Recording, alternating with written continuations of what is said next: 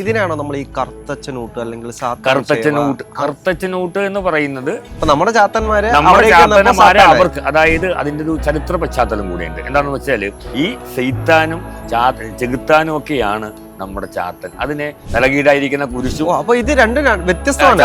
അവരുടെ ചാത്തൻ സേവമാരെ എല്ലാവരും പ്രയോഗിക്കുമ്പോൾ പറയുന്നത്, പക്ഷെ ഇവരുപയോഗിക്കുന്ന സെയ്ത്താൻ സാത്താൻ എന്നൊക്കെ പറയുന്നത് ലൂസിഫർ എന്ന് പറയുന്ന ഒരു ഭാഗത്തെ കൊണ്ടുള്ളതാണ്. അപ്പൊ ഇവരുടെ ബ്ലാക്ക് മാസ് എന്ന് പറയുന്നത് ഒരിക്കലും നമ്മുടെ ചാത്തനുമായിട്ട് ഒരു ബന്ധവും ഇല്ല. അത് ഈ ബലിയല്ല, മനുഷ്യബലി പോലെയുള്ള ബലികൾ. അപ്പൊ അതിന് പകരമായിട്ടാണ് കയ്യൊക്കെ മുറിച്ച് ചോരയൊക്കെ ഇറ്റ് വീഴിക്കുകയും അതുപോലെ തന്നെ ഈ പറയുന്ന അവരുടെ ഹോളി മാസം എന്നുള്ള ബൈബിളിനെ കൊണ്ടുവന്ന് കിണറുമായി ബന്ധപ്പെട്ടിട്ടാണെങ്കിൽ പോലും ആ കിണറ്റിനുള്ളിലാണ് ഒരുപാട് മൂർത്തികൾ ഉണ്ടായിരുന്നത് എന്നൊക്കെ പറഞ്ഞു. കത്തനാരെ സേവിച്ചുകൊണ്ടിരിക്കുന്ന ആൾക്കാർ കത്തനാരെ മൂർത്തി ആയിട്ട് ആണ് സേവിക്കുക. പക്ഷെ കത്തനാര് സേവിച്ചുകൊണ്ടിരുന്നത് മറ്റു മൂർത്തികളെയാണ്. ഈ കത്തനാരുടെ സേവ അപ്പൊ എങ്ങനെയാണ്? കത്തനാർ സേവ ഈ മലബാർ സമ്പ്രദായത്തിലുള്ള സേവ തന്നെയായിരുന്നു. എല്ലാവർക്കും ബാക്ക് മീഡിയയിലേക്ക് സ്വാഗതം. നമ്മൾ ഇന്നുള്ളത് പാലക്കാടാണ്. പാലക്കാട് മാന്ത്രിക വിദ്യയുടെ ആചാര്യനായിട്ടുള്ള ജയകുമാർ ശർമ്മയുടെ അടുത്തേക്കാണുള്ളത്.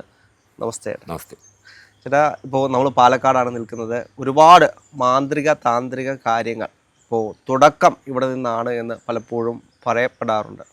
അപ്പോൾ എൻ്റെ ഒരു ചോദ്യം എന്ന് പറയുന്നത്, ഞാൻ ഇവിടേക്ക് വരുമ്പോൾ ആദ്യം കേട്ടത് ഈ ചാത്തൻ അല്ലെങ്കിൽ 399 ചാത്തന്മാരെ, അതിനൊക്കെ അപ്പുറത്തേക്ക് ഈ കടമുറ്റത്തിൻ്റെ കഥകളും ഇവിടെ ഒരുപാട് ഇങ്ങനെ പറഞ്ഞു നടക്കാറുണ്ട്. യഥാർത്ഥത്തിൽ ഈ കടമുറ്റം സേവ എന്ന് പറയുന്നത് എന്താണ്? അത് പാലക്കാടുമായിട്ട് എന്തെങ്കിലും ബന്ധങ്ങളുണ്ടോ? കടമറ്റം സേവ എന്ന് പറയുന്നതും ഇപ്പോൾ കടമറ്റത്ത് അച്ഛനെ സേവിക്കുന്ന സേവയ്ക്കാണ് കടമറ്റം സേവിക്കുന്നത്. അത് കടമറ്റത്ത് അച്ഛനെ കത്തനാരെ സേവിക്കുന്നതിനാണ് ഇപ്പോഴത്തെ ഇതിൽ കടമറ്റം. പക്ഷെ കടമറ്റത്ത് കത്തനാര് സേവിച്ചുകൊണ്ടിരുന്നത് സാധാരണയായിട്ട് ഇവിടെ മലയരയ സമ്പ്രദായത്തിലുള്ള അരയ സമ്പ്രദായത്തിലുള്ള ഒരു താന്ത്രിക വളരെ പഴക്കം ചെന്ന ഒരു താന്ത്രിക സമ്പ്രദായം ഉണ്ടായിരുന്നു. നമ്മൾ ഇന്ന് പാലക്കാടിൻ്റെ മണ്ണിൽ അത് ജനിച്ചു വളർന്ന ഒരു താന്ത്രിക സമ്പ്രദായമാണ്. അതിന് മലബാര സമ്പ്രദായം എന്നാണ് പറയുക. ഈ മലബാരം എന്ന് പറയുന്ന വാക്കിന് ഇപ്പോൾ കല്ലടിക്കോട് മലബാരം എന്ന് പറയുമ്പോൾ മലബാരം എന്നത് മലബാർ, ഇന്നത്തെ ആധുനിക മലബാറുമായി ബന്ധപ്പെട്ട മലയാള പദമാണ് ഈ പറയുന്ന മലബാരം എന്ന് പറയുന്നത്. അപ്പോൾ മലബാറിൽ ഉണ്ടായിരുന്ന ഒരു സമ്പ്രദായം, അതായത് കല്ലടിക്കോടാണ് അതിൻ്റെ ജന്മദേശം എന്ന് പറയുന്നത്. ഇതേ സമ്പ്രദായം പഠിച്ചു പോയ ഒരുപാട് ആളുകൾ തമിഴ്നാടിൻ്റെ മറുഭാഗങ്ങളിലും കർണാടകത്തിലുമൊക്കെ ഈ മലബാര സമ്പ്രദായം വൈവിധ്യമാർന്ന രീതിയിൽ, വ്യത്യസ്തമായ രീതിയിൽ ഇന്നും അനുഷ്ഠിച്ചു പോരുന്നുണ്ട്. അപ്പോൾ ഈ മല അരയൻ സമുദായത്തിൽപ്പെട്ട, അതായത് നമ്മൾ ശബരിമലയൊക്കെ ആയി ബന്ധപ്പെട്ടിട്ടുള്ള ഒരുപാട് ആചാരങ്ങൾ ഈ മലയേര സമ്പ്രദായവുമായിട്ട് ബന്ധപ്പെട്ടിട്ടുണ്ട്. ആ മലയേര സമ്പ്രദായക്കാർ ആചരിച്ചു പോരുന്ന ഈ നമ്മൾ ഇന്ന് പറയുന്ന കരുനീലിയും ചാത്തനും അടങ്ങുന്ന ആ ഒരു സമ്പ്രദായത്തിൻ്റെ അത് പഠിച്ച് സേവിച്ച ഒരാളാണ് നമ്മൾ പറയുന്ന ഈ കത്തനാരെന്ന് പറയുന്നത്. അല്ല, കത്തനാര് ക്രൈസ്തവ മതത്തിൻ്റെ ഏതെങ്കിലും ഭാഗമായിട്ടുള്ള മാന്ത്രിക സംവിധാനം ഫോളോ ചെയ്യുന്ന ഒരാളോ അത് പിന്തുടർച്ച ചെയ്യുന്ന ആളല്ല. കേരളത്തിൻ്റെ തന്നെ തനതായിട്ടുള്ള മാന്ത്രിക സംവിധാനമായ മലബാർ സമ്പ്രദായത്തിൻ്റെ തന്നെ മലയരയന്മാരായിട്ടുള്ള ആളുകളിൽ നിന്ന് ഉപാസന നേടി സിദ്ധി നേടിയ ആളാണ്. ഈ കത്തനാരി കല്ലടിക്കോട് ഭാഗത്ത് നിന്നാണ് സേവ പഠിച്ചത് എന്ന് പറഞ്ഞിട്ടുണ്ട്. അത് ആയിരിക്കാം. കാരണം അദ്ദേഹത്തിൻ്റെ കഥകളിൽ പലപ്പോഴും ഈ മലയരന്മാർ പിടിച്ചുകൊണ്ട് പോയ ഒരു കഥകൾ പറയുന്നുണ്ട്. അദ്ദേഹത്തിന് ബലി കൊടുക്കാനായിട്ട്, അന്നത്തെ കാലത്തൊക്കെ ഈ മനുഷ്യക്കുരുതിയൊക്കെ ഉണ്ടായിരുന്നു എന്നാണ് പറയുക. അപ്പോൾ അങ്ങനെ ബലി കൊടുക്കാനായിട്ട് കൊണ്ടുപോയതാണ്. അവിടെ കൊണ്ടുപോയിട്ട് അവിടെ നിന്ന് അവിടുത്തെ ആ നേതാവിന് ഇദ്ദേഹത്തെ കണ്ടിട്ട് കൊല്ലാനായിട്ട് തോന്നിയില്ല. അങ്ങനെ അദ്ദേഹത്തിനെ അവിടെ നിന്ന് വളരെ രഹസ്യമായിട്ട് ഈ സമ്പ്രദായങ്ങൾ പഠിപ്പിച്ചു കൊടുത്തു. അങ്ങനെ ബലി ആയി കൊണ്ടുവരുന്ന ഒരാളോട് ഇങ്ങനെ ഒരു ദയൊന്നും കാണിക്കാറില്ലെങ്കിൽ പോലും അതിൻ്റെ നേതാവിന് അല്ലെങ്കിൽ ആ മഹാമാന്ത്രികനായ നേതാവിന് എന്തോ ഒരു അനുകമ്പ തോന്നി ഈ ദൈവത്തിനോട്. അപ്പം മറ്റുള്ളവർ വളരെ ശക്തമായിട്ട് എതിർത്തു. കാരണം ഈ പറയുന്ന ആളുകൾക്ക് എല്ലാവർക്കും, അവിടെ അനീചരന്മാരായ ആളുകൾക്ക് എല്ലാവർക്കും ഈ കത്തനാര് വരുന്നതും പുറത്തുനിന്നുള്ള ഒരാൾക്ക് ഈ വിദ്യ പകർന്നു കൊടുക്കുന്നതിനോടൊക്കെ ഭയങ്കര വിരോധം ഉണ്ടായിരുന്ന ആൾക്കാരാണ്. എങ്കിൽ പോലും അവർ ഇത് ഇഷ്ടമില്ലെങ്കിൽ പോലും സമ്മതിക്കേണ്ട അവസ്ഥ വന്നു. പക്ഷേ അങ്ങനെയുള്ള സമയത്ത് അവരിൽ നിന്ന് പുറത്ത് കിടക്കുക എന്ന് പറയുന്നത്, അല്ലെങ്കിൽ ആ ആചാരങ്ങളെ അനുഷ്ഠിക്കുന്ന ഗോത്ര സമുദായത്തിൽ നിന്ന് പുറത്തു നിന്നൊരാൾ വന്ന് പഠിക്കുകയും അങ്ങനെ പഠിച്ച ഒരാൾ വീണ്ടും പുറത്തേക്ക് പോവുക എന്ന് പറയുന്നതും അവർക്ക് അംഗീകരിക്കാൻ സാധിക്കാത്തൊരു കാര്യമാണ്. അതുകൊണ്ട് അവിടെയെല്ലാം കണ്ണുവെട്ടിച്ച് ഈ നേതാവിൻ്റെതായിട്ടുള്ള മഹാമാന്ത്രികൻ്റെ സമ്മതത്തോടുകൂടി അദ്ദേഹം അവിടെ നിന്ന് പുറത്തേക്ക് പോവുകയും അദ്ദേഹം അത് ഒരു ആചരണ സമ്പ്രദായമായിട്ട് ക്രൈസ്തവ മതത്തിൽ കൂടെ കൊണ്ടുപോയി. അത് കാരണം അത് പുരോഹിതനായിട്ട് മാറുന്ന സമ്പ്രദായം. ഇന്നപ്പോഴത്തെ പുരോഹിതന്മാരല്ലല്ലോ അന്നൊരു പുരോഹിതൻ്റെ കീഴിൽ നിന്ന് പഠിക്കുന്ന എല്ലാവരും പുരോഹിതനാകാൻ പറ്റും. അപ്പം അന്നങ്ങനെ പുരോഹിതനായി ആ കാലയളവിൽ ഒരുപാട് ദുർബാധകളെയും മറ്റുമൊക്കെ തളയ്ക്കുകയും അതെല്ലാം ഉപയോഗിച്ചുകൊണ്ടിരുന്നത് ഈ ക്രൈസ്തവ മതത്തിൻ്റെ ഒരു സമ്പ്രദായമല്ല. കല്ലടിക്കോട് സമ്പ്രദായം തന്നെയാണ്. അതിനുശേഷം അദ്ദേഹത്തിന് ഈ ക്രൈസ്തവ സഭ അന്നും ഇന്നും അദ്ദേഹത്തിൻ്റെ സമ്പ്രദായത്തോട് ഈ കർമ്മങ്ങളോടൊക്കെ എതിർപ്പുള്ള ആളുകൾ തന്നെയാണ്. അവരൊന്നും അനുഷ്ഠിക്കുന്നില്ല. പക്ഷേ രഹസ്യമായിട്ട് പല ആളുകളും, പ്രത്യേകിച്ച് ഈ യാക്കോബിറ്റ് വിഭാഗത്തിൽപ്പെടുന്ന ആളുകളൊക്കെ തന്നെ പല അച്ഛന്മാരും ഇന്നും അതിൻ്റെ പല സമ്പ്രദായങ്ങളും അനുഷ്ഠിക്കുകയും ആ വിധത്തിൽ തൻ്റെ ക്രൈസ്തവ സഭാ വിശ്വാസികൾക്ക് ശാന്തിയും സമാധാനവും കൊടുക്കാനായിട്ട് ഈ സമ്പ്രദായത്തെ രഹസ്യമായിട്ട് ഉപയോഗിക്കുന്നുണ്ട്, സഭയുടെ അനുവാദം ഇല്ലാതെ തന്നെ. എങ്കിലും അങ്ങനെയൊക്കെ നടന്നു പോകുന്നുണ്ട് ഇപ്പോഴും. പക്ഷെ അതിൻ്റെ ഒരു ഉത്ഭവം എന്ന് പറയുന്നതിൻ്റെ ഈ പറഞ്ഞ മലബാര സമ്പ്രദായത്തിൻ്റെ എല്ലാം ഉത്ഭവം എന്ന് പറയുന്നത് കല്ലടിക്കോട് മല തന്നെയാണ്. കല്ലടിക്കോട് കരുനീലിയും അതുപോലെ ചാത്തന്മാരും അടങ്ങുന്ന ആ ഒരു മൂർത്തി സമ്പ്രദായത്തെ തന്നെയാണ് ഇത്തരം മാന്ത്രികരെല്ലാവരും, പ്രത്യേകിച്ച് മലബാർ ഭാഗത്തുള്ള എല്ലാവരും തന്നെ ഉപയോഗിച്ചുകൊണ്ടിരുന്നത്. അതുതന്നെയാണ് ഇദ്ദേഹവും ഉപയോഗിച്ചിരുന്നു എന്നാണ് ചരിത്രരേഖകൾ പരിശോധിച്ച് ഈ കടമുറ്റം പള്ളിയുമായി ബന്ധപ്പെട്ട് ഒരുപാട് രഹസ്യങ്ങൾ പലപ്പോഴും പറഞ്ഞു കേൾക്കാറുണ്ട്. അവിടുത്തെ കിണറുമായി ബന്ധപ്പെട്ടിട്ടാണെങ്കിൽ പോലും ആ കിണറ്റിനുള്ളിലാണ് ഒരുപാട് ഇത്തരത്തിലുള്ള മൂർത്തികൾ ഉണ്ടായിരുന്നത് എന്നൊക്കെ പറഞ്ഞു കേട്ടിട്ടുണ്ട്. അതിന്റെ ഒരു യാഥാർത്ഥ്യം എന്താ? അത് ഇന്നും ഒരു കാലത്ത് പണ്ടും അവിടുത്തെ നാട്ടുകാരുടെ സഹായത്തോടു കൂടി ആ കിണറ്റിൽ ബലിയൊക്കെ ചെയ്യാറുണ്ടായിരുന്നു, ബലി ചെയ്യാറുണ്ട്. അപ്പോൾ ഈ കടമറ്റത്തിൽ നിന്ന് അവിടെ നിന്ന് വന്ന ഈ കത്തനാര് ഈ പള്ളിയിലാണ് അഭയം പ്രാപിച്ചത്. കാരണം ഇദ്ദേഹത്തിനെ അവിടെ നിന്ന് പിന്തുടർന്ന് വന്ന മറ്റ് സേവകരും മറ്റുള്ളവരും അദ്ദേഹത്തിനെ ഒരുപാട് ആക്രമിക്കാനും പിടിക്കാനൊക്കെ ശ്രമിച്ചതാണ്. അദ്ദേഹത്തിന് ഇന്നും ആ വിശേഷത്തോടെ കാണാൻ പറ്റുന്നതെന്ന് പറയണം. ഈ വന്ന ആൾക്കാരെ ആക്രമിച്ച പള്ളിയുടെ അത്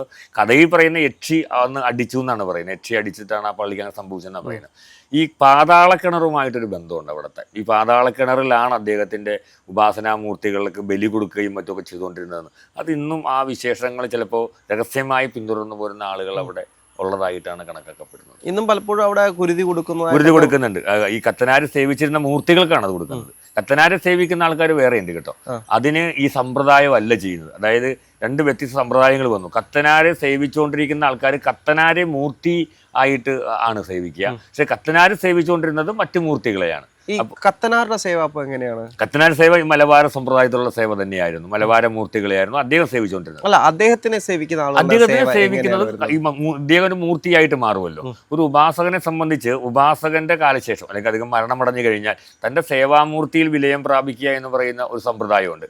അപ്പോൾ അങ്ങനെ വരുമ്പോൾ ആ സേവാമൂർത്തിയിൽ വിലയം പ്രാപിച്ച അയാളൊരു മൂർത്തി രൂപമായിട്ട് മാറും. അപ്പം ഇയാളെ പ്രാപിക്കുന്നതോടുകൂടി അല്ലെങ്കിൽ സേവിക്കുന്നതോടുകൂടി അദ്ദേഹം സേവിച്ചിരുന്ന മറ്റ് മൂർത്തികളുടെ എല്ലാം നമുക്ക് അതിൻ്റെ രക്ഷയും അതിൻ്റെ അനുഗ്രഹവും കിട്ടുമെന്നുള്ളത് കൊണ്ടാണ് നമ്മളിപ്പോൾ കെട്ടുതമ്പുരാൻ, പുളിയാമ്പുള്ളി, അതുപോലെ ഈ ഇദ്ദേഹത്തിനെ നമ്മുടെ കത്തനാർ ഇങ്ങനെയുള്ള ആളുകളെ ഒരു മൂർത്തിയായിട്ട് മാറുമെന്നുള്ളത് കൊണ്ടാണ് ആ മൂർത്തികളെ ഉപയോഗിക്കുന്നത്. അപ്പോൾ ആ മൂർത്തികളെ ഉപയോഗിച്ചുകൊണ്ടിരിക്കുമ്പോൾ അദ്ദേഹത്തിന് സേവാമൂർത്തികളുടെയും സഹായം ലഭിക്കുമെന്നുള്ളതാണ്.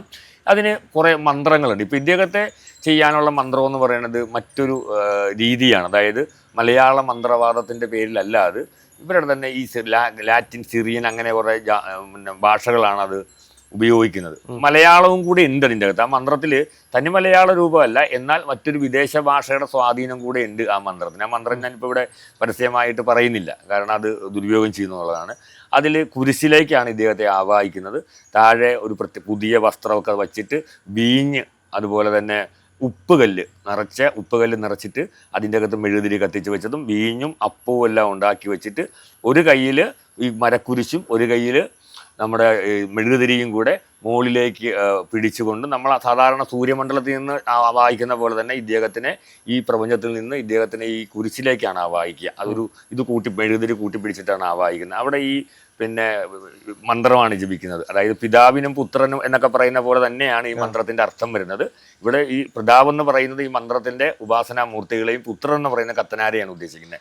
അങ്ങനെ ആവാഹിച്ചിട്ട് ഈ പുതിയ വസ്ത്രത്തിലേക്ക് ഇതിനെ വച്ചിട്ടാണ് അവിടെ ഇദ്ദേഹത്തിന് അപ്പം, വീഞ്ഞ് ഒക്കെ വച്ചിട്ട് പ്രീതിപ്പെടുത്തുന്ന കർമ്മം ചെയ്യുന്നത്. പ്രത്യേകിച്ച് അതിനകത്ത് പൂക്കളൊന്നും ഉപയോഗിക്കാറില്ല. ഉണ്ട് സാധാരണ നമ്മുടെ പൂജാവിശേഷങ്ങളുള്ള പൂക്കളല്ല, ഈ റോസാപ്പൂ പോലെയുള്ള പൂക്കളൊക്കെയാണ് അവിടെ നിരത്തുന്നത്. ഈ മൂർത്തികൾക്ക് പ്രത്യേകമായിട്ടൊരു പീഠം ഒരുക്കിയിട്ട് ബലി അതുപോലെയുള്ള കാര്യങ്ങളൊക്കെ ചെയ്യുമ്പോൾ അങ്ങോട്ടും കൂടെ ചെയ്യും. കത്തനാരെ ആവാഹിച്ചതിന് ശേഷം അവസാനത്തിൽ ഈ ബലികർമ്മത്തോടു കൂടി ഈ ഇദ്ദേഹത്തിൻ്റെ മൂർത്തികളെ പ്രസാദിപ്പിക്കുകയും കൂടെ ചെയ്യാറുണ്ട്. ഇത്തരം അത് പലരും പല സമ്പ്രദായം, ഇപ്പോൾ ഞാൻ പറയുന്നതിനോട് പലർക്കും വിയോജിപ്പുണ്ടാവും. അങ്ങനെയല്ല ഞങ്ങൾ ചെയ്യുന്നത്. കാരണം ഇതൊരു നിയതമായിട്ട് എഴുതപ്പെട്ടിട്ടുള്ള പുസ്തകങ്ങളൊന്നുമല്ല. ഓരോ ആൾക്കാരും അവരുടെ പിന്തുടർച്ചക്കാർക്ക് പകർന്നു കൊടുത്ത രീതികളാണ്. അപ്പോൾ വൈവിധ്യമായിരുന്ന രീതികളുണ്ട്. ഞാൻ പഠിച്ചു വന്നിരിക്കുന്ന രീതികളും പ്രയോഗിച്ച രീതികളും അറിഞ്ഞ രീതികളൊക്കെ ഈ തരത്തിലാണത്. ഇതിനാണോ നമ്മൾ ഈ കർത്തച്ചനൂട്ട് അല്ലെങ്കിൽ കർത്തച്ചനൂട്ട് എന്ന് പറയുന്നത് ഈ സമ്പ്രദായത്തിൽ തന്നെ മറ്റൊന്നാണ്. അതായത് കർത്തച്ചൻ എന്ന് പറയുന്നത് ഇദ്ദേഹത്തിനല്ല. അതായത് ഈ വിദേശികളായിട്ടുള്ള ആളുകൾ പലപ്പോഴും നമ്മുടെ ഈ ചാത്തന്മാരെയാണ് സെയ്ത്താൻ, ചെകുത്താൻ എന്നൊക്കെ പറഞ്ഞുകൊണ്ടിരിക്കുന്നത്. അപ്പൊ നമ്മുടെ ചാത്തന്മാരെ അവർക്ക്, അതായത് അതിൻ്റെ ഒരു ചരിത്ര പശ്ചാത്തലം കൂടിയുണ്ട്. എന്താണെന്ന് വെച്ചാൽ ഈ വിദേശികരായിട്ടുള്ള ആളുകളുടെ ഇങ്ങോട്ടുള്ള കടന്നു കയറ്റത്തെ ഒരു പരിധി വരെ ഇവിടുത്തെ ഗോത്ര സംസ്കൃതി തടഞ്ഞു നിർത്തിയിരുന്നത് ഈ ചാത്തൻ്റെയൊക്കെ ഉപാസനാബലം കൊണ്ട് തന്നെയാണ്. അത് നമുക്ക് ഇന്ത്യയിൽ എവിടെ നോക്കിയാലും നമുക്ക് അറിയാം. ഇപ്പോൾ കാശ്മീർ അല്ല, നമുക്കിപ്പം ആസാമിൽ ചെന്നാലും അവിടെയുള്ള ആൾക്കാരെ നമുക്കറിയാൻ പറ്റും, അവരും അത് ചെയ്തിട്ടുണ്ട്. കേരളത്തിലെ ഗോത്രവംശം പോരാട്ട വീര്യം എന്ന് പറയുന്നത് ഇവർ കൊടുത്ത ധൈര്യമാണ്, ഇവരുടെ അനുഗ്രഹമാണ്. അപ്പോൾ ഇവർ കണ്ടുപിടിച്ചത് ഇവർക്ക് ഈ ഇത്രയും വലിയ അന്നത്തെ കാലത്തെ ആധുനിക ആയുധമായ തോക്കിനോട് അമ്പും വില്ലും ധരിച്ചോ വടിയോ മറ്റും കൊണ്ട് നേരിടാനുള്ള പ്രാപ്തിയും ധൈര്യവും കൊടുക്കുന്നത് ഇവരുടെ ഉപാസനാമൂർത്തികളാണ് എന്നറിയാം. അപ്പോൾ ഇവരെ അനുകൂലിക്കുകയും അവരെ പ്രതിരോധിക്കുകയും ചെയ്യുന്നത് കൊണ്ട് അവരുടെ മുന്നിൽ ഇത് ചെകുത്താനാണ്, നമ്മുടെ മുമ്പിൽ ചാത്തനാണ്. ഈ സെയ്ത്താനും ചെകുത്താനും ഒക്കെയാണ് നമ്മുടെ ചാത്തൻ. അതിനെ അവരുടെ ഭാഷയിലേക്ക് അത് ഉപയോഗിച്ചപ്പോൾ അതിനൊക്കെ ഇങ്ങനെ ഈ രൂപങ്ങൾ വന്നു. കാരണം അവർക്കിത് വിരുദ്ധമാണ്, അവരെ എതിർത്തുകൊണ്ടിരുന്നത് ഈ ചാത്തനാണ്. ഒരു ഗോത്ര സംസ്കൃതി ഈ ബ്രിട്ടീഷ് അധിനിവേശത്തെ എതിർക്കാൻ ഉപയോഗിച്ചുകൊണ്ടിരുന്നതെല്ലാം തന്നെ ഇത്തരത്തിലുള്ള ഗോത്രദേവതകളുടെ ധൈര്യവും അവർ കൊടുത്ത അനുഗ്രഹവും എല്ലാം തന്നെയാണ്. അപ്പോൾ അങ്ങനെയാണ് അവരെ അത് ചെയ്തുകൊണ്ടിരുന്നത്. അതുകൊണ്ടാണ് ഈ സാത്താൻ എന്നുള്ള അവരുപയോഗിക്കുന്ന പേര്.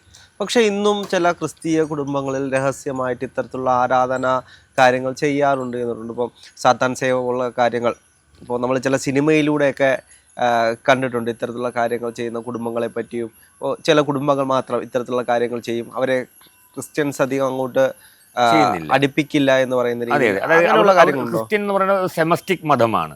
ആ സെമസ്റ്റിക് മതത്തിന് കുറെ നിയമ സംവിധാനങ്ങളും ഒക്കെ ഉണ്ട്. അപ്പോൾ ആ മതത്തിന്റെ നിയമങ്ങൾ വിട്ട് പുറത്തേക്ക് വന്നിട്ടുള്ള യാതൊരു വിധത്തിലുള്ള ആരാധനയും ഈ സെമസ്റ്റിക് മതങ്ങൾ ആരും തന്നെ അംഗീകരിക്കാറില്ല. അതാണ് അതിന്റെ പ്രധാനപ്പെട്ട കാര്യം. പക്ഷെ ഈ നമ്മൾ ബ്ലാക്ക് മാസ് എന്ന് പറയുന്ന ഒരു സാത്താൻ സേവയുണ്ട് അവർക്ക്. ആ സാത്താൻ സേവ എന്ന് പറയുന്നത് നമ്മുടെ ഈ ചാത്തനുമായിട്ട് ബന്ധമുള്ളതല്ല. അത് ബ്ലാക്ക് മാസ് എന്ന് പറയുന്ന മറ്റൊന്നാണ്. അതായത് ഈ കർത്താവിന് വിരുദ്ധമായിട്ട് പ്രവർത്തിച്ചുകൊണ്ടിരുന്ന ഒരു സ്പിരിറ്റ് ഉണ്ട്, അതിനെയാണ് അവർ ബ്ലാക്ക് മാസിൽ. അത് നേരെ ഓപ്പോസിറ്റാണ്. അവരുടെ ചിഹ്നമാണ് കുരിശ് തലകീഴായി കിടക്കുന്നത്, തലകീഴായിരിക്കുന്ന കുരിശു. അപ്പൊ ഇത് രണ്ടും വ്യത്യസ്തമാണ്. അവരുടെ വേറെ ചാത്തൻ സേവ വേറെ. എല്ലാവരും പ്രയോഗിക്കുമ്പോൾ പറയുന്നത് ഈ സാത്താനെ എടുത്ത് ഈ ദൈവമായ ചാത്തന്റെ മുമ്പിൽ, അതായത് ഒരു സംസ്കൃതിയുടെ ഭാഗമായ ഒരു ഗോത്ര വിഭാഗത്തിന്റെ ജനതയുടെ ദൈവമായ ചാത്തനെ ഇവർ ദുഷ്കർമ്മത്തിന് ഉപയോഗിക്കുന്ന സാത്താനുമായി കൂട്ടിക്കെട്ടുന്നുണ്ട്. അതുപോലെ ആംഗലേയ ഭാഷയുടെ പരിവർത്തനങ്ങളും മറ്റും കൊണ്ടുണ്ടാകണം. ഇപ്പം ആംഗലേയ ഭാഷയെ പരിഭാഷപ്പെടുത്തുമ്പോൾ രണ്ടും ഒരേപോലെ വരും. എങ്ങനെ ഇവർ പറയുന്ന ആ സാത്താനും നമ്മുടെ ചാത്തനെയും ഇവർ ഒരേ നൂലിൽ കെട്ടാൻ ശ്രമിക്കുന്നുണ്ട്. അത് ഇവിടുത്തെ ഒരു ജനതയുടെ സംസ്കാര തനിമയെയും അവരുടെ ആരാധനാമൂർത്തിയെയും അവഹേളിക്കുന്നതിന് വേണ്ടിയിട്ട് കൂടിയാണ് പല ചരിത്രകാരന്മാരും, അതായത് വൈദേശിക ചരിത്രകാരന്മാർ ഇതിനെ കൊണ്ടുവന്ന് ഇങ്ങനെ കൂട്ടിക്കെട്ടാനുള്ള കാരണം. നമ്മളിവിടെ ഉപയോഗിക്കുന്നത് ചാത്തൻ എന്ന പദത്തിന് മലയാളമാണതെങ്കിൽ അതിൻ്റെ സംസ്കൃതീകരിച്ച ഭാവം എന്ന് പറഞ്ഞത് ശാസ്താവ് എന്നാണ്.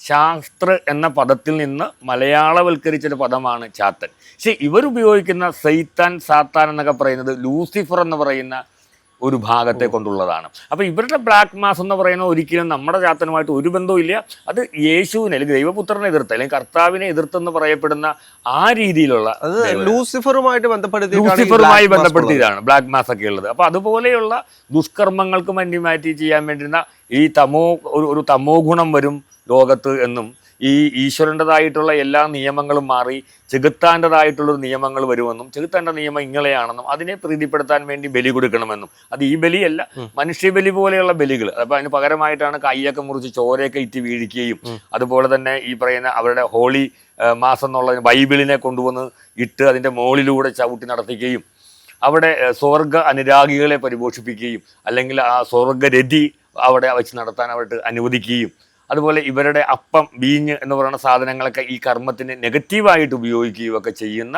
ഒരു വിഭാഗം, ഇതിന് തന്നെ സഭയ്ക്ക് വിരുദ്ധമായിട്ടൊരു വിഭാഗമുണ്ട്. അതാണ് നമ്മൾ ഈ പറയുന്ന ബ്ലാക്ക് മാസ് അഥവാ കറുത്ത കുർബാന എന്നൊക്കെ പറയുന്ന ആ ഒരു സംഭവം. അത് വളരെ രഹസ്യമായിട്ട് നമ്മുടെ കേരളത്തിൻ്റെ പ്രത്യേകിച്ച് എറണാകുളം ജില്ലയിൽ വളരെയധികം ഉണ്ടായിരുന്നു എന്നുള്ളതാണ്. ഇതിനുശേഷം ഇവിടെ ശക്തമായ പോലീസ് സംവിധാനങ്ങളൊക്കെ വന്നതിന് ശേഷം അത് ബാംഗ്ലൂർ അതുപോലെ സ്ഥലങ്ങളിലേക്ക് പോയി. അവിടെ പോയി ഇങ്ങനെ പോയ ആൾക്കാർ പിന്നെ അവസാനം സ്വർഗത്തിലേക്ക് പോകാൻ വേണ്ടി സ്വയം കൊലപാതകം നടത്തിയ കഥകളൊക്കെ നമ്മൾ പലപ്പോഴും മീഡിയകളിലൂടെ വായിച്ചിട്ടുണ്ട്. അപ്പോൾ അതൊക്കെ ഈ ബ്ലാക്ക് മാസുമായി ബന്ധപ്പെട്ടിട്ടുള്ള കാര്യമാണ്. പക്ഷെ അത് ഈ ആംഗലേയ ഭാഷയിലേക്കൊക്കെ വരുമ്പോഴോ അല്ലെങ്കിൽ ആംഗലേയ മീഡിയകൾ മാധ്യമങ്ങളൊക്കെ ഇത് കൈകാര്യം ചെയ്യുമ്പോൾ പലപ്പോഴും ഇവരുടെ ഈ പറയുന്ന ലൂസിഫർ വർഷിപ്പിനെ നമ്മുടെ ചാത്തൻ സേവയുമായി കണക്ട് ചെയ്യപ്പെടാറുണ്ട്. അങ്ങനെ ഒരു ഭാഗമായിട്ടാണ് ബ്രിട്ടീഷുകാർ ഈ കേരളം ഉൾപ്പെടെ ഇന്ത്യയിലും എല്ലായിടത്തും തന്നെ ഈ ബലി നിരോധനം നടപ്പിലാക്കിയത്. അവരുടെ കാഴ്ചപ്പാടിൽ ഇത് ചാത്തൻ സേവ അല്ലെങ്കിൽ ചാത്തനെ പൂജിക്കുക എന്ന് പറയുന്നത് ലൂസിഫർ വർഷിപ്പാണെന്നാണ് അവർക്കറിയാവുന്നത്. അവർക്ക് ഇതിൻ്റെ യഥാർത്ഥ ഭാവങ്ങൾ അറിയില്ല. പക്ഷെ ഇന്ന് നമ്മുടേതായ തനത് ഗവൺമെൻറ് വന്നിട്ടും ആ ബ്രിട്ടീഷുകാർ നടപ്പിലാക്കിയ ആ ഒരു കരിനിയമം, ആ നിയമത്തെ ഇന്നും അത് അങ്ങനെ തന്നെ കൊണ്ടുപോവുകയാണ്. തീർച്ചയായിട്ടും ശാക്തേയർ എന്ന് പറയുന്നൊരു വിഭാഗം ഇവിടെ ഹൈന്ദവ സമൂഹത്തിലുണ്ട്. ആ ശാക്തേയർക്ക് ആ സാധന ചെയ്യാൻ വേണ്ടിയിട്ട് ഈ പറയുന്ന പോലെയുള്ള മൃഗബലികൾ അവർക്ക് അത്യന്താപേക്ഷിതമാണ്. എങ്കിൽ മാത്രമേ ആ പൂജ തീരുവുള്ളൂ, പൂർണ്ണമാകുകയുള്ളൂ. അപ്പോൾ അങ്ങനെ ഒരു സംവിധാനത്തിൻ്റെ ഒരു വിശ്വാസം നിലനിൽക്കുന്ന ഒരു രാജ്യത്ത്, ആ രാജ്യത്ത് ഇന്നും ഇതൊന്നും അനുവദിച്ചു കൊടുക്കുന്നില്ല. ബ്രിട്ടീഷുകാർ കൊണ്ടുപോകുന്ന നിയമത്തെ അതേപടി പിന്തുടരാനാണ് പലപ്പോഴും പറ്റുന്നത്. ഇപ്പോൾ ആനന്ദമാർഗികൾ എന്ന് പറയുന്നൊരു വിഭാഗമുണ്ട്. അവർക്ക് ചില പ്രത്യേക അനുവാദങ്ങളൊക്കെ പലപ്പോഴും ബംഗാളിലൊക്കെ കൊടുത്തിട്ടുണ്ട്. പക്ഷേ കേരളത്തിലെ ഈ ശാക്തേയ കർമ്മം ചെയ്യുന്ന ആൾക്കാർക്കാണ് ഏറ്റവും കൂടുതൽ ബുദ്ധിമുട്ട്. കാരണം ഇവരെ സംബന്ധിച്ചിട്ട് ഇവർക്ക് എത്ര കോഴിയെ വേണമെങ്കിലും വെട്ടി കറി വെച്ച് കഴിക്കാം. പക്ഷെ ഭഗവാനെന്ന് വിളിച്ചോട്ടെങ്ങാൻ ഒരു കോഴിയെ വെട്ടിയാൽ അവൻ്റെ പേരിൽ അന്ന് കേസെടുക്കും, ഈശ്വരനെ വിളിച്ചു കെട്ടിയാൽ. എന്നാൽ ഇതേ സാധനം തന്നെ മറ്റ് വിശ്വാസികൾ അവർ വേദം ചൊല്ലി, അവരുടേതായ വേദം ചൊല്ലി അവരതിനെ വിശുദ്ധമായിട്ട് മുറിച്ചിട്ട് അത് എഴുതി കടയുടെ മുമ്പിൽ വയ്ക്കുന്നുണ്ട്. അതും അവരുടെ ദേവതയ്ക്ക് കൊടുക്കുന്ന ഒരു ബലികർമ്മമാണ്. അവർ ആ ബലികർമ്മത്തെ എതിർക്കപ്പെടുന്നില്ല, ആ ബലികർമ്മത്തെ എതിർക്കപ്പെടുന്നില്ല. പള്ളിയിൽ ചില വിശേഷാവസരങ്ങളിലൊക്കെ ഒരു പെരുന്നാൾ തന്നെ ഈ പേരിൽ നടക്കുന്നുണ്ട്. അവിടെ ഈ കോഴിയെയും ആടിനെയും മറ്റുമൊക്കെ വെട്ടി അത് ബലിയാണ്. ആ പള്ളിയിൽ വെച്ച് നടക്കുന്ന ബലിയാണ്, വിശുദ്ധ ബലിയാണ്. ആ ബലി നടത്തി അതിൻ്റെ മാംസങ്ങൾ അവരുടെ വിശ്വാസികൾക്ക് കൊടുക്കുന്നുണ്ട്. അതിനെയും ഈ പക്ഷിബലി ബലി നിരോധന നിയമത്തിൻ്റെ പേരിൽ വന്നിട്ടില്ല. പക്ഷേ ഹിന്ദുവിനെ സംബന്ധിച്ച് ഏതെങ്കിലും ഒരു ആരാധനാ സ്ഥലത്ത് ഇങ്ങനെ ഒരു കാര്യം ചെയ്യുവാണെങ്കിൽ അത് ഈ നിയമത്തിൻ്റെ പുറകിൽ വരികയും അതിനാൽ അയാൾ അറസ്റ്റ് ചെയ്യപ്പെടുകയും നിയമ നടപടി സ്വീകരിക്കപ്പെടുകയും ചെയ്യും. അതുകൊണ്ട് തന്നെയാണ് പല നമ്മുടെ ഭദ്രകാളി ക്ഷേത്രങ്ങളൊക്കെ തന്നെ ഇന്ന് അത് നിരോധിച്ചു, നിർത്തി. അത് കഴിഞ്ഞു ഇപ്പോൾ വെറും ഗുരുതി മാത്രമായിട്ട് മാറി. കൊടുങ്ങല്ലൂരും ചോറ്റാനിക്കരയും ഒക്കെയുള്ള പ്രമുഖ ഭദ്രകാളി ക്ഷേത്രത്തിൻ്റെയൊക്കെ ആദ്യ കാലഘട്ടങ്ങളിലെല്ലാം ഇത്തരം ബലിയോടുകൂടിയ കർമ്മങ്ങളായിരുന്നു. അതിൻ്റെ വിധാനവും അങ്ങനെ തന്നെയാണ്. ഒരു രുചിത് വിധാനം എന്ന് പറയുന്ന ഒരു വിധാനത്തിലാണ് അവിടെ പ്രതിഷ്ഠ നടത്തിയിട്ടുള്ളത്. ഈ പ്രതിഷ്ഠയ്ക്ക് വേണ്ട ഒന്നാണ് ഈ പറയുന്ന സംഭവങ്ങളൊക്കെ. പക്ഷേ ഇന്ന് ഞങ്ങളെപ്പോലെയുള്ള ശാക്തേയരായിട്ടുള്ള ആളുകൾക്ക് ഞങ്ങളുടെ സാധന അപൂർണമാണ്. കാരണം ഈ നിയമം നിലനിൽക്കുന്നത് കൊണ്ട്. അപ്പോൾ നമുക്ക് ഗവൺമെൻറ്റിനോടൊക്കെ പറയാനുള്ള ഒരു കാരണം എന്ന് പറഞ്ഞാൽ ഈ ശാക്തേയ മതം അല്ലെങ്കിൽ ശാക്തേയരായിട്ടുള്ള ഉപാസകർക്ക് അവർക്ക് നിയന്ത്രിതമായ രീതിയിലെങ്കിലും അവർക്ക് ഈ അവരുടെ പൂർണ്ണമായിട്ടുള്ള ഈ കർമ്മം ചെയ്യുന്നതിന് വേണ്ടിയിട്ടുള്ള അനുവാദം കൊടുക്കണം എന്നുള്ളതാണ്. കാരണം അത് കേരളത്തിൻ്റെ തനതായിട്ടുള്ള ഒരു താന്ത്രിക സംവിധാനമാണ്, ശൈലിയാണ്. അതിന്നും നടപ്പിലാക്കാനായിട്ട് സാധിച്ചിട്ടില്ല. അതുകൊണ്ട് തന്നെ ഈ ശാക്തേയരായിട്ടുള്ള ആളുകളെല്ലാം ഈ ഗുരുതി വെള്ളം കലക്കി സംതൃപ്തി അടയുകയാണ് ചെയ്യുന്നത്. പല കുടുംബക്ഷേത്രങ്ങളിലും കുടുംബ ആരാധനകളിലുമൊക്കെ നാമാവശേഷമായി പോയി അവരുടെ. അതുകൊണ്ട് ഒരുപാട് ബുദ്ധിമുട്ടുകളുണ്ട് പല കുടുംബങ്ങളും. അത് നമുക്കൊരു വളരെ നന്നായിട്ട് ഒരു വിശകലനം ചെയ്യുന്ന, വിചിന്തനം ചെയ്യേണ്ട ഒരു വിഷയമാണ്. പല കുടുംബങ്ങളും ഇന്ന് ഹിന്ദു കുടുംബങ്ങളും അന്യാധീനപ്പെട്ടു പോയതിൻ്റെ പ്രധാനപ്പെട്ട കാര്യം. അതുപോലെ തന്നെ കണ്ണൂർ പോലെയുള്ള സ്ഥലങ്ങളിൽ ഇത്രയധികം അക്രമ സംഭവങ്ങൾ ഉണ്ടാകാനുള്ള പ്രധാന കാരണവും ഈ മൂർത്തികളെ ബലിയോടുകൂടി പ്രീതിപ്പെടുത്താത്തത് കൊണ്ടാണ് അവിടെ മനുഷ്യഗുരുതി രാഷ്ട്രീയത്തിൻ്റെ പേരിൽ നടത്തപ്പെടുന്നത്.